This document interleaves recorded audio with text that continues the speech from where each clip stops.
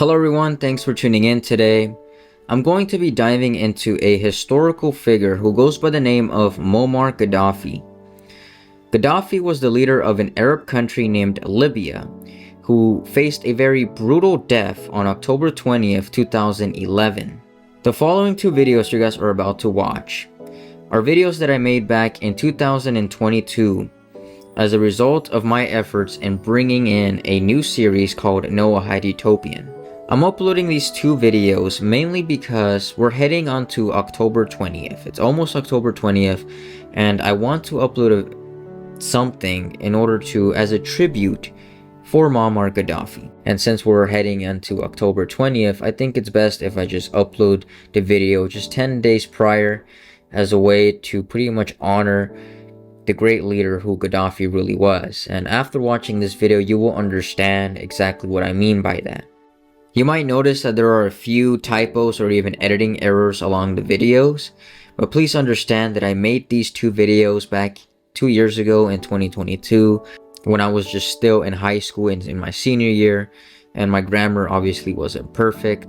So without further ado, I hope you guys enjoyed this video. I hope you find this very valuable, and if you do, please share it, like, and subscribe if you haven't, and I'll see you guys in the next video.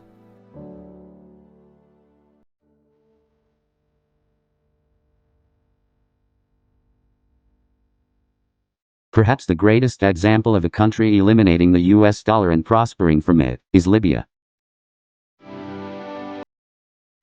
In the Western mainstream media, Muammar Gaddafi was represented as an evil, rude dictator who oppressed and killed his own people. Videos from his own nation, however, give us a whole different view of who he actually was.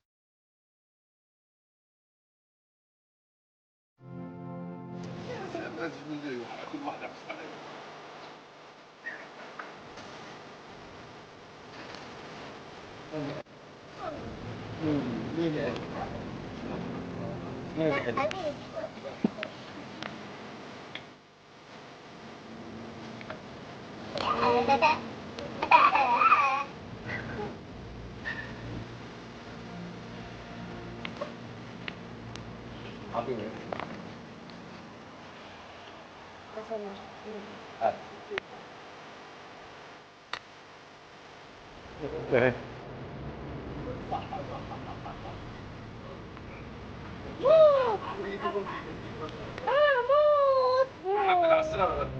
نزلت وين هذا؟ جاي معك على الطريق.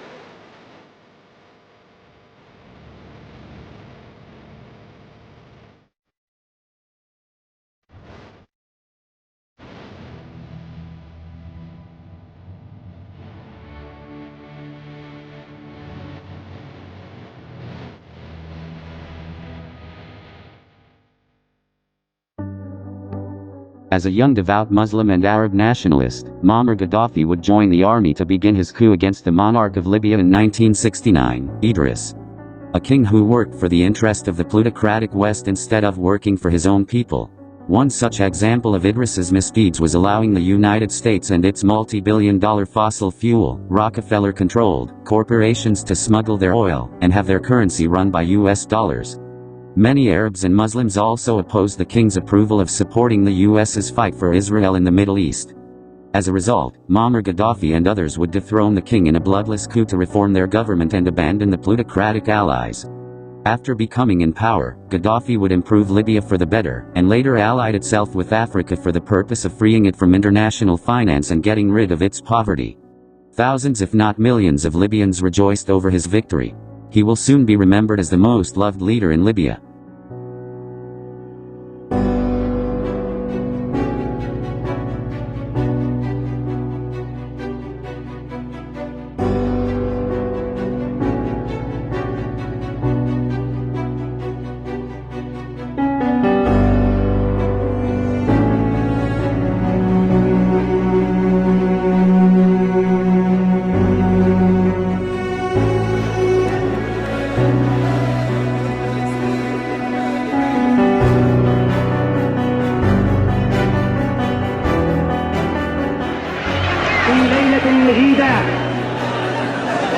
لتجعل كلمة الحق هي العليا وكلمة عداء الشعب هي السفلى. إن الشعب الإنجليزي يدرك تماما إن قاعدته باتت في حيز العدم بعد ثورة الشعب الإنجليزي. The Green Book. According to Gaddafi, a true democracy exists only through the direct participation of the people, and not through the activity of representatives. In other words, Gaddafi believed that the people should rule themselves through 187 People's Congresses, which would remove any outside influence of international globalist bankers, and of Israel from manipulating their government through selected politicians and bureaucrats. Gaddafi fused several ideas from classical socialism, nationalism, and Islamic theology to create his political ideology called the Third Universal Theory, or Jamahiriya, state of masses. His political system eliminated the inequalities of free market capitalism and the authoritarian tendencies of Marxist communism. Libya would soon become the greatest country of living standards in Africa for 42 years. Number one, Gaddafi nationalized Libya's vast oil resources and used his influence within OPEC to negotiate fairer prices for oil-producing countries. Two, Gaddafi used the oil revenue to build schools, hospitals, universities, and infrastructure. Three, he raised the literacy rate from 20% when he became the leader, and now it is 83%. Libya has one of the finest healthcare systems in the third world. All people have access to doctors, hospitals, clinics, and medicines free of charge. If a Libyan needs surgery that is unavailable in Libya, funding is provided for that surgery to be carried out overseas. He raised the life expectancy from 44 years now to 75. Basic food items were subsidized and electricity was made available throughout the country. He spent billions on the man-made river, where he brought, his engineers brought water up out of the desert. And now pipelines run from Benghazi and Tobruk almost to the door of Tunisia. This man has set up irrigation projects which were established in order to support a drive toward agricultural development and food self-sufficiency. Any Libyan who wanted to become a farmer was and still is given free use of land, a house, farm equipment, livestock, and seed. Listen to this. Money from Libya's oil revenue is deposited into the bank account of every Libyan. Women have full access to education, employment, and he has enabled women to serve in the armed forces. Gaddafi vowed that his own parents, who lived in a tent in the desert, would not be housed until every Libyan was housed. He fulfilled that promise.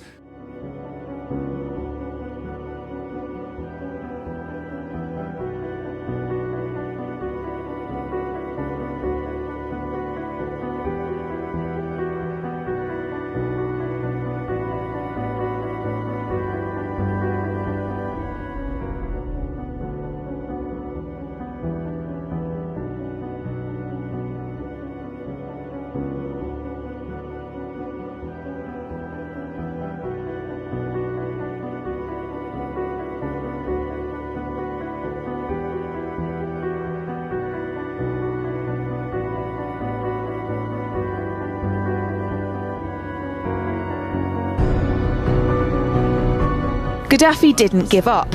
In the months leading up to the military intervention, he called on African and Muslim nations to join together to create this new currency that would rival the dollar and euro. They would sell oil and other resources around the world only for gold dinars. It's an idea that would shift the economic balance of the world. Countries' wealth would depend on how much gold they have, not how many dollars they trade. And Libya has 144 tons of gold.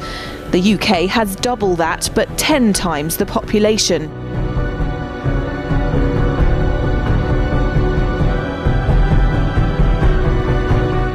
I authorized the Armed Forces of the United States to begin a limited military action in Libya in support of an international effort to protect Libyan civilians. He continues to brutalize his own people, and so the time for action has come. It needs to be urgent. We have to enforce the will of the United Nations. French President Nicolas Sarkozy reportedly went so far as to call Libya a threat to the financial security of the world.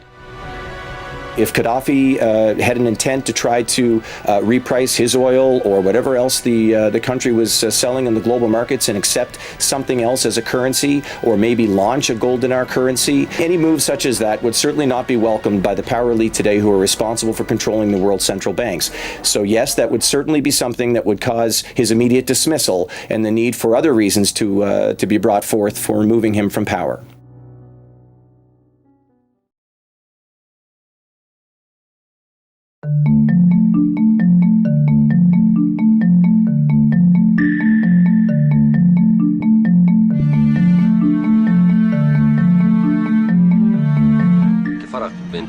There is a clear difference between supporting the just cause of nations struggling for their freedom and liberation, between that and terrorism.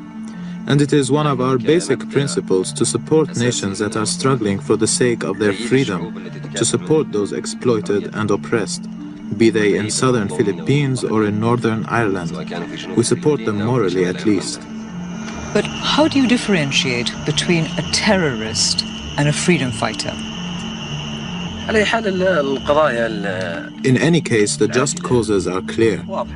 They are nations struggling against usurpers, to be rid of foreign control and wanting to wrest their freedom, and to live free and with dignity. We are morally responsible to stand by these just causes. As for terrorism, that is another matter which we are completely against. The Reagan administration viewed Libya as a belligerent rogue state because of its uncompromising stance on Palestinian independence. A masked gunman steps onto the balcony of 31 Connolly Street in Munich's Olympic Village. He knows the world is watching. Hundreds of TV cameras in place to cover the Olympic Games, now trained on this window.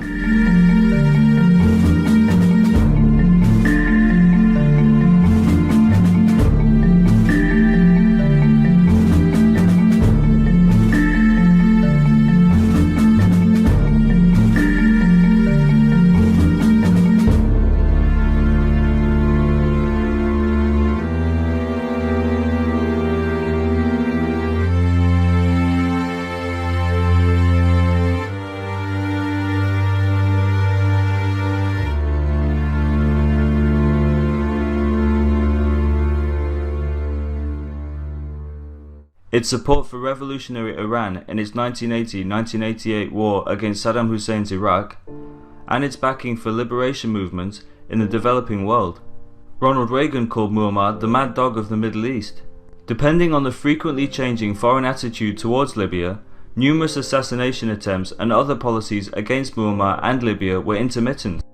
In March 1982, following the accusation of terrorist bombings accredited to Libyan officials, the US declared a ban on the import of Libyan oil and the export to Libya of US oil industry technology. At that time, European nations did not follow suit. Libya became the center of a lot of political hostility from the international community, and the UN placed an embargo on Libyan oil exports on which their economy, and therefore food and water supply, were completely dependent. The Al-Gaddafi International Prize for Human Rights was established in 1988 by virtue of a decision issued by the Libyan People's Congresses in indebtedness and gratitude for the revolutionary Muammar al-Gaddafi and in appreciation for his role in firmly establishing the principle of direct democracy. It was also awarded for his persistent struggle and distinctive inspiration and continuous instigation for the consolidation of human liberty, and for issuing the Great Green Document. In compliance with international regulations in relation to the war on terror, Libya abandoned its nuclear program in 2004. In 2011, Muammar was a top runner for the online poll by Amnesty International USA for Human Rights Hero of 2011.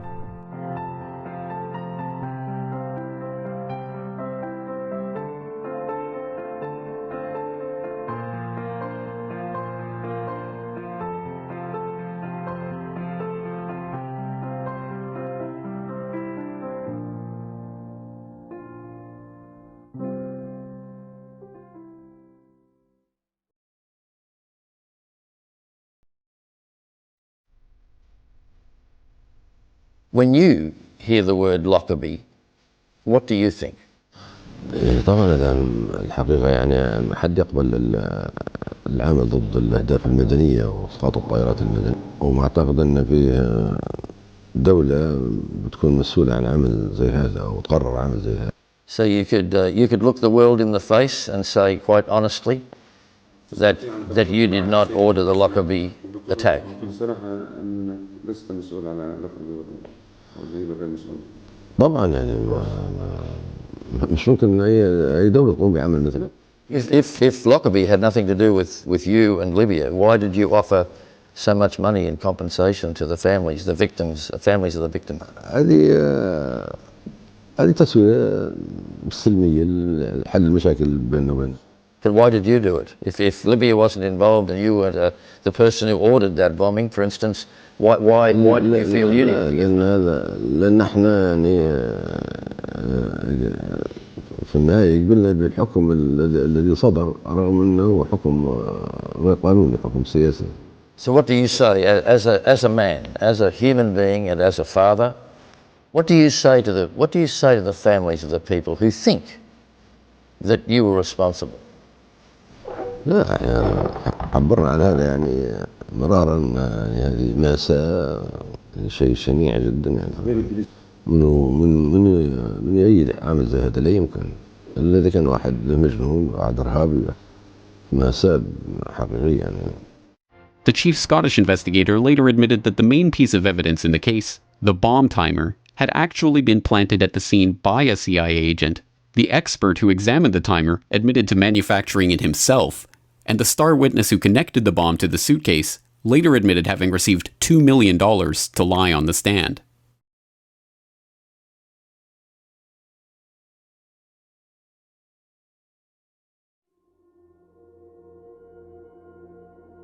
In 2008, Muammar Gaddafi visited a summit conference in Syria to warn Yemen President Ali Abdullah Saleh, Egyptian President Hosni Mubarak, Tunisian President Zine El Abidine Ben Ali, and Syrian President Bashar al-Assad that they could one day end up suffering and be overthrown by their Western allies the same way the president of Iraq, Saddam Hussein, faced after the Illuminati Black Ops 9/11 attack.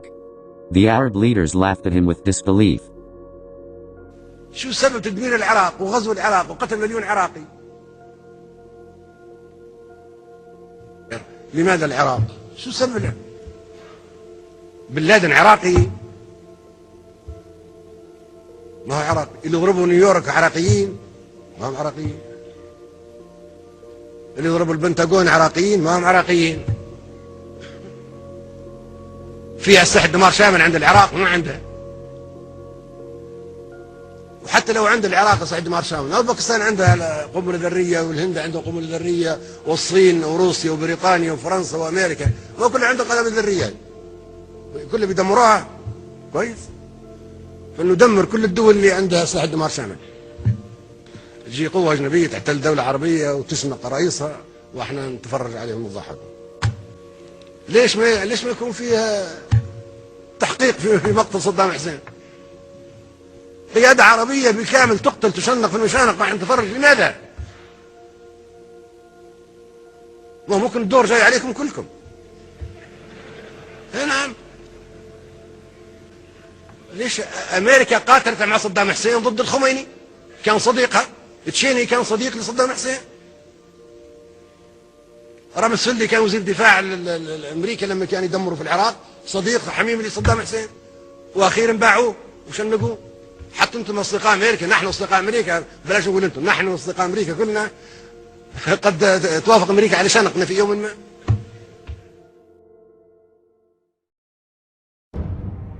But there's another enemy besides ISIS that we have in common, and that is George Soros and his color revolutions.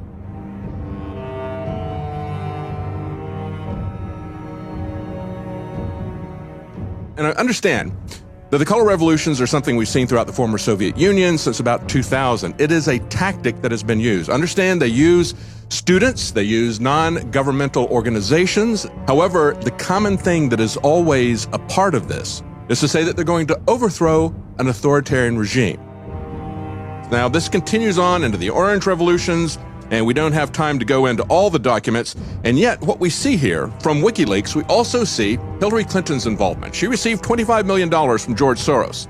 And we see from some of the Hillary Clinton emails that they're in a subject called unrest in Albania. Soros makes it clear, Free Thought points out, to Clinton that two things needed to be done urgently. He said, bring the full weight of the international community to bear on Prime Minister Berisha, appoint a senior European official as mediator, and then he tells then Secretary of State Hillary Clinton exactly who he wants to take the place of the person that they're overthrowing. He is the puppet master. Here's a quote from Anthony Cordesman of the Center for Strategic and International Studies. He said, Russian military leaders view the color revolutions as a new U.S. and European approach to warfare that focuses on creating destabilizing revolutions in other states as a means of serving their security interests at low cost with minimal casualties.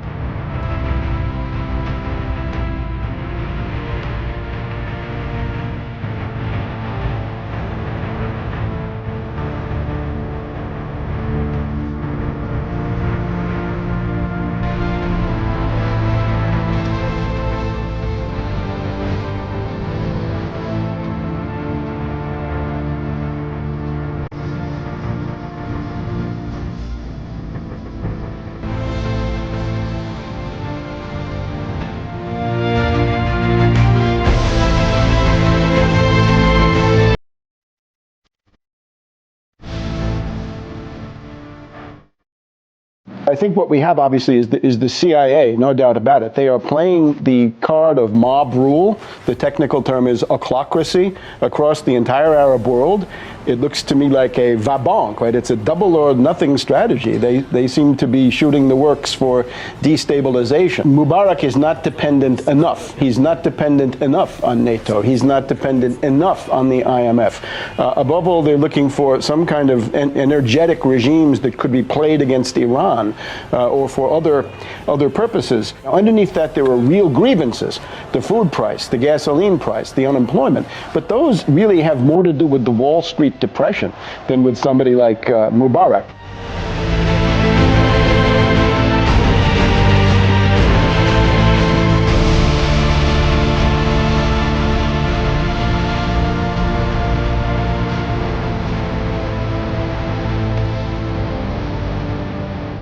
Muammar Gaddafi has lost legitimacy to lead, and he must leave.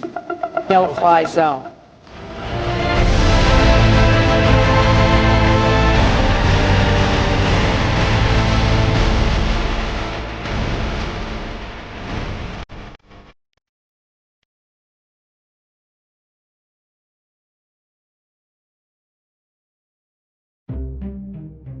After the George Soros and CIA orchestrated demonstrations in Tunisia, Egypt, and Yemen, the Illuminati began to move its Arab-trained mercenaries to Libya and Syria.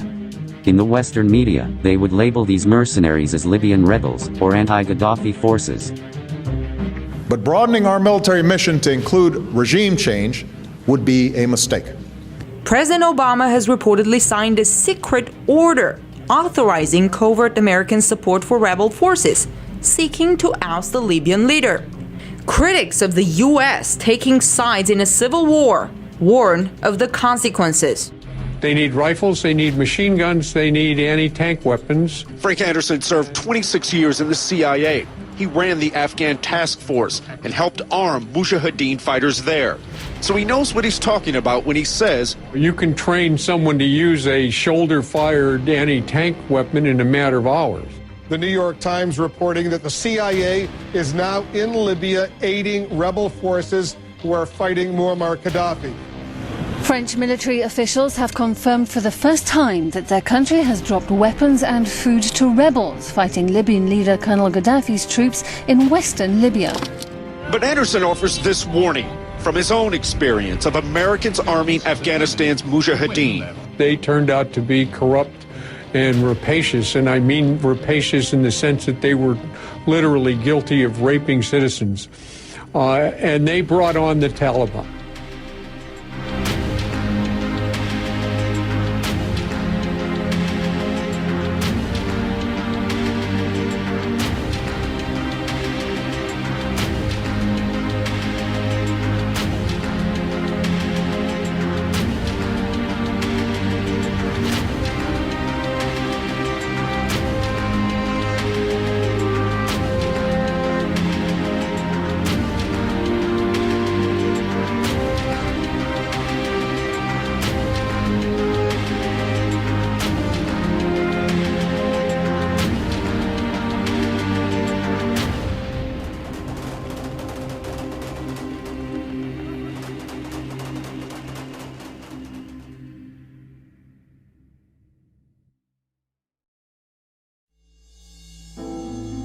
The Security Council immediately passed resolutions 1970 and 1973, authorizing the establishment of a no-fly zone on Libyan military aviation for the protection of civilians and the delivery of humanitarian assistance in Libya.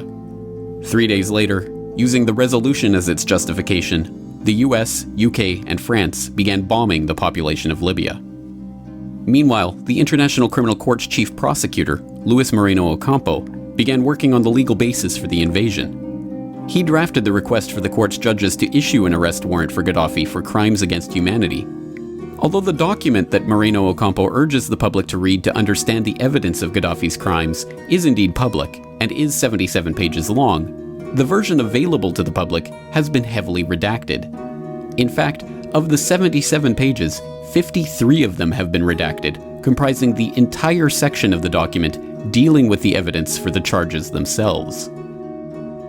Libyan leader Muammar Gaddafi is appealing to President Barack Obama to stop the NATO operation against his country. In the letter, Gaddafi calls the attacks an unjust war against a small people of a developing country. Gaddafi says the strikes have hurt Libya more morally than physically. And he says a democratic society cannot be built through missiles and airstrikes. In the letter, he also writes that his enemies are members of Al-Qaeda.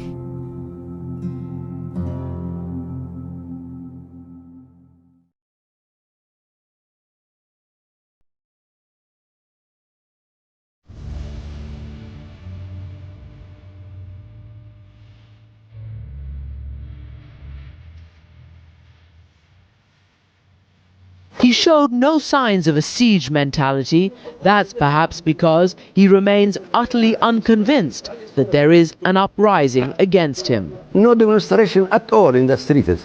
No one against us. Against me for what? Because I am not president. But they love me, all my people with me. They love me all. If you say they do love you, then why are they capturing Benghazi and they say they're against you there? Why are they in Syria? It is a guide. It is guide, not my people. It is guide. Guide, yes. Colonel Gaddafi, the President of the United States, the leaders of Britain and other leaders are calling on you to step down, to leave Libya, to leave your position of power. Will you do that? Who would leave his homeland? Why do I leave my homeland? If Tripoli was to burn, like Baghdad did, why would you allow for this to happen? How can you let Tripoli, which was beautiful and safe, how can you allow for it to be a place of destruction and be satellite? This should not happen. This must not happen.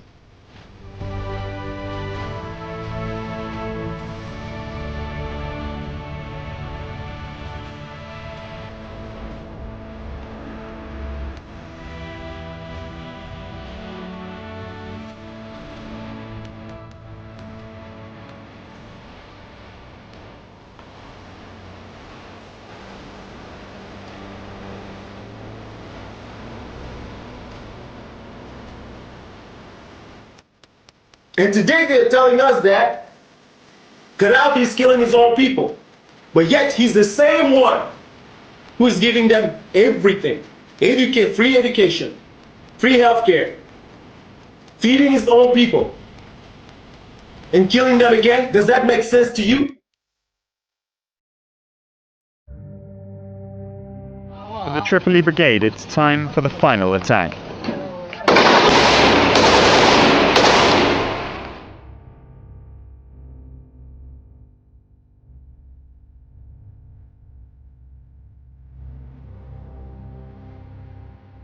It had begun hours earlier, around 8 a.m. Thursday, in Sirte, Gaddafi's hometown, when rebels started what they hoped would be the last offensive against the last Gaddafi holdout.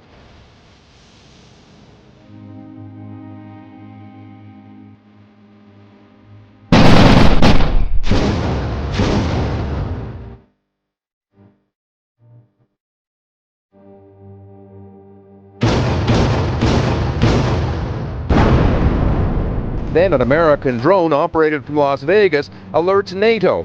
It spots a convoy of 80 cars fleeing south from Sirte.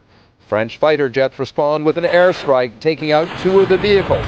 It's still unclear if they hit Gaddafi's car, but when rebels pour in, they tell the BBC's Gabriel Gatehouse he was hiding in this drainage pipe.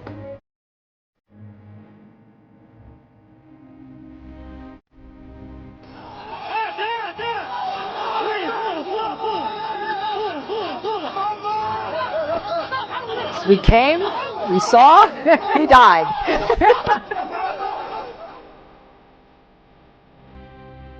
The documents say they could have been used to establish a Pan-African currency able to compete with the dollar in the region. Libya's large oil reserves and protecting French influence in North Africa were also cited as reasons to intervene. Gaddafi told Turkey's TRT channel that the West only wanted to take action so it could seize control of Libyan oil. He also claimed that if he stepped down, it would leave a power vacuum to be filled by Al-Qaeda. We are the ones preventing Al-Qaeda from taking control, he said. They would drag the whole region into chaos.